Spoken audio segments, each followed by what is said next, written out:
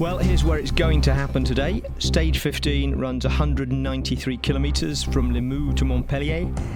Just one fourth category climb early in the stage to interrupt the profile, the Côte de Villepassant. Otherwise, only coastal crosswinds to worry about before the intermediate sprint, which is placed just 46 kilometres from the finish today. And the sprint for the big points in Montpellier itself. If the break survives today, it'll be a miracle. This is about as close to a guaranteed bunch finish as the Tour can provide. This is the site that will meet the riders as they arrive here in Montpellier. A drag strip of a run-in all the way to the checkered flag. The next time they see one of these, they'll have the Arc de Triomphe stuck on the end of it, because stage 15 represents the very last opportunity for the sprinters before the race arrives in Paris. To Mark Cavendish, it represents much more than an opportunity for victory. It could prove the tipping point in his hunt for green. He'll have to be wary, though, because we've seen 3 athletes in the 2011 race capable of making his life difficult. So who are they, and what do they bring to the party? Mark Cavendish himself is relentlessly consistent and has the strongest, most experienced team in the business.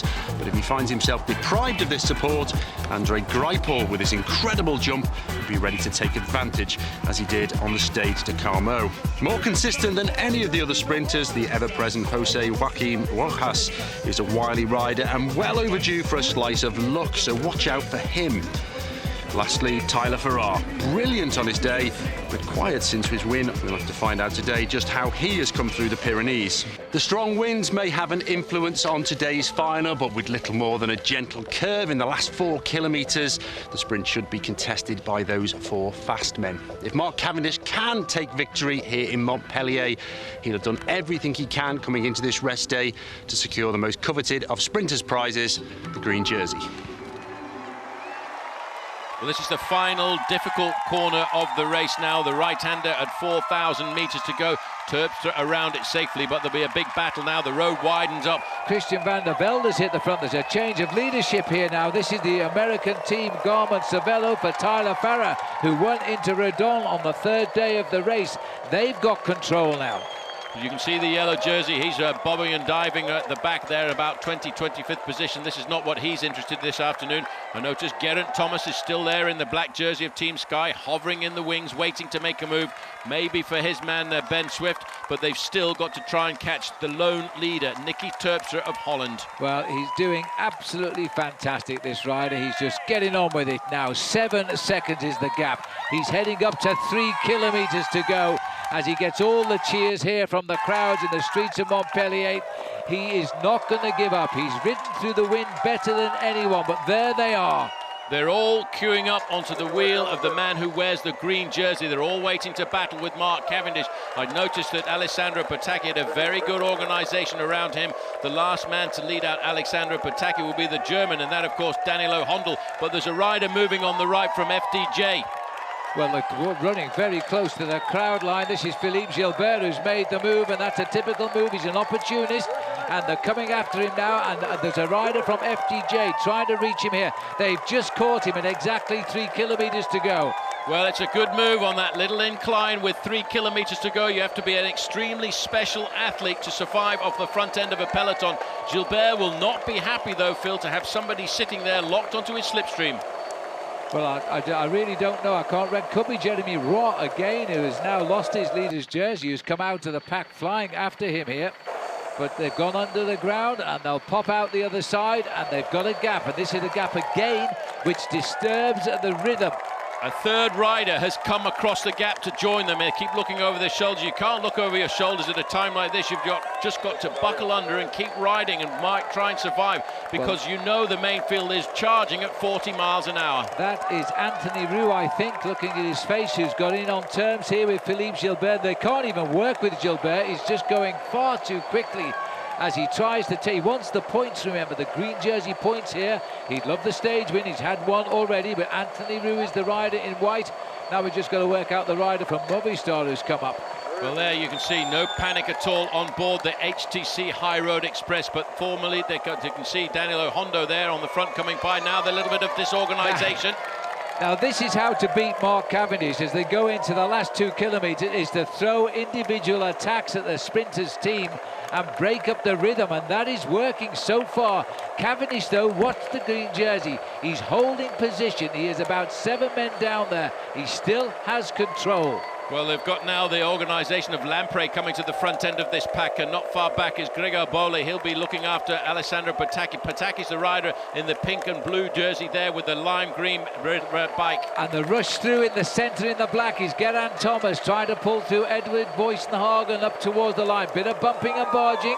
There is Geraint in the white sunglasses off to the left here.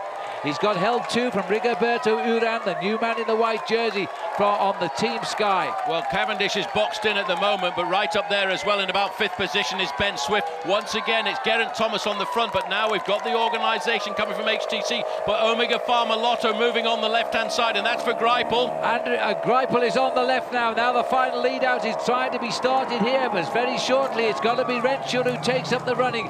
Greipel looks as though he's sat up out of this. Now Renshaw goes, and still in his slipstream is the Manx missile. Mark Cavendish is waiting to be launched, and again out of the middle of the field and the debris he is going to launch his attack. And I'll tell you now, as I look at this, when he goes there is nobody going to touch him, and he goes as he makes it. That's Daniel Oss who's coming after him in 2nd place, but Renshaw is too fast for Oz. But look at the run of Tyler Farrar coming on the right, and Mark Cavendish gets it on the line. He makes it look easy, but boy, again, only just ahead of the field. Phil, brilliant enough. He didn't make it look easy, Phil. The team made it look easy for him, because he cannot win a race without that team around him, setting him up to absolute perfection. That's Daniel Oss over there in the lime green Liquigas Cannondale, but win number 19 for this man. He's unbelievable.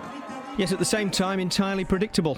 Not that it wasn't an exciting run-in, but comfortable in the end. Cavendish already raising his arms by the time Farrar's wheel hit the line. Here's the order then. Cavendish, Farrar, Pataki. Daniel Oss was 4th, Jose Joaquin Rojas 5th. Ben Swift, mixing it in a sprint for the first time this tour, was 6th. Gerald Scholich 7th, and Tony Gallopin 8th. So, team hugs for the 4th time this tour, and the 19th since 2008.